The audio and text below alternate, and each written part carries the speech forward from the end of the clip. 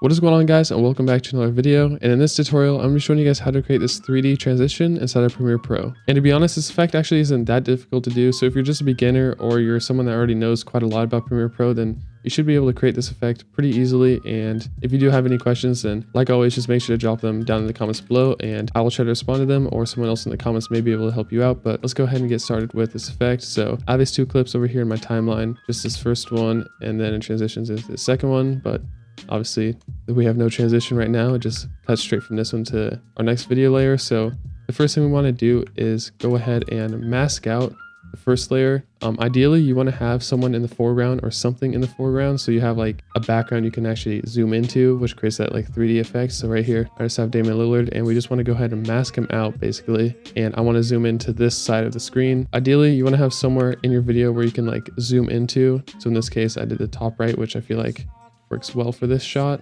So yeah, depending on your footage, just find a clip that works well and try to replicate this transition for it. So I'm going to go to the start of our clip here, and let's go up to this little like pen tool for the opacity, which is going to be our mask. And let's just start out over here on the left side of the screen. It doesn't really matter if we mask him because we're not going to be like zooming in over here.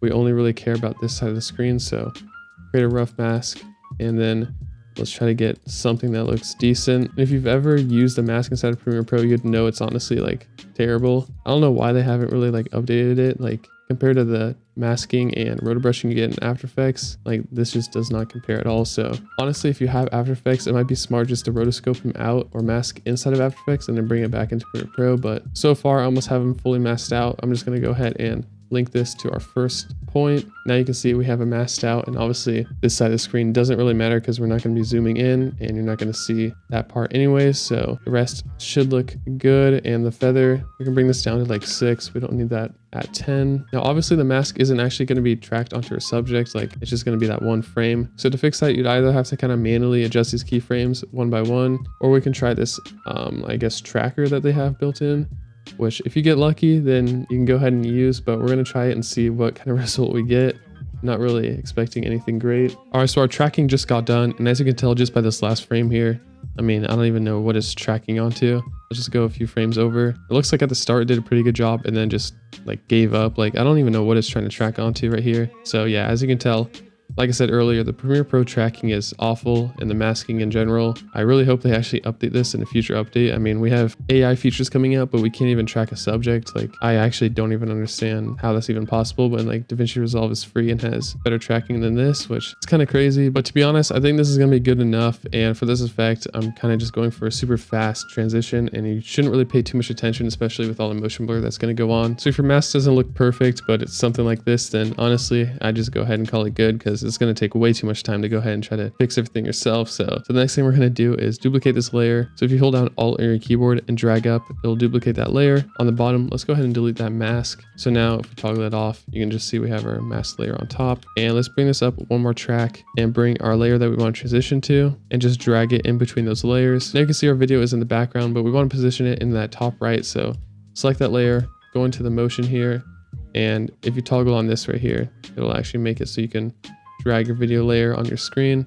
Let's just position that in the top right, something like this. Then let's go over here and create a new item, adjustment layer, hit OK, and bring this over our footage. And then you can also just trim it down. Next, let's go ahead and apply an effect called transform onto that adjustment layer. So right now, if we scale in on this adjustment layer, it's literally just going to scale into the middle of our footage. But what we want to do is actually keyframe it so it scales in to the top right.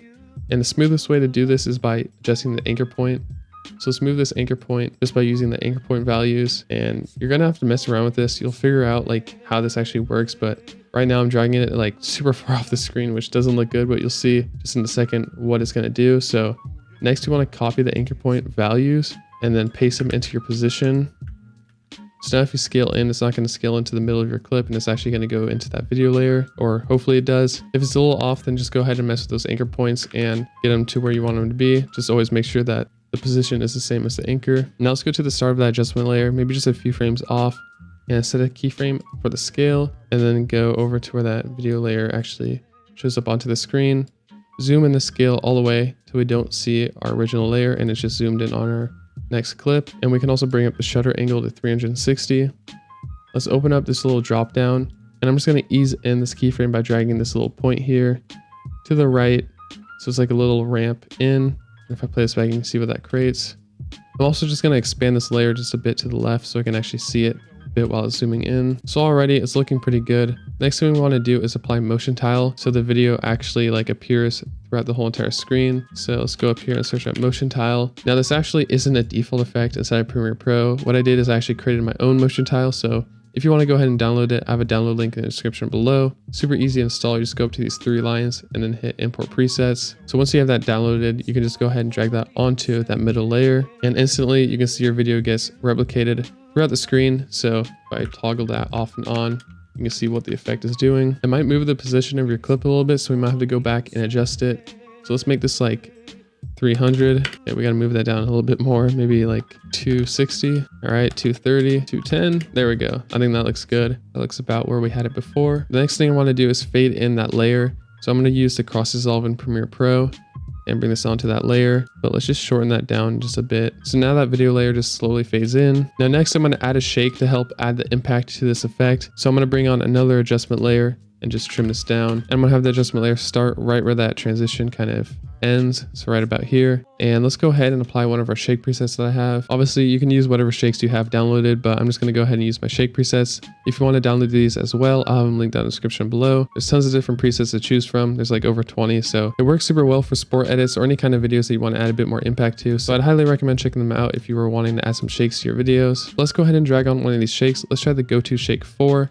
Drag that onto the adjustment layer. And before I play it back, I'm just going to render it out really quick. And yeah, that shake actually looks super clean, helps smooth out the whole entire effect in general, and the transition just looks super smooth. So you can see with it toggled off really quick, that's what it looks like before. And if I turn it on, that's what it looks like after.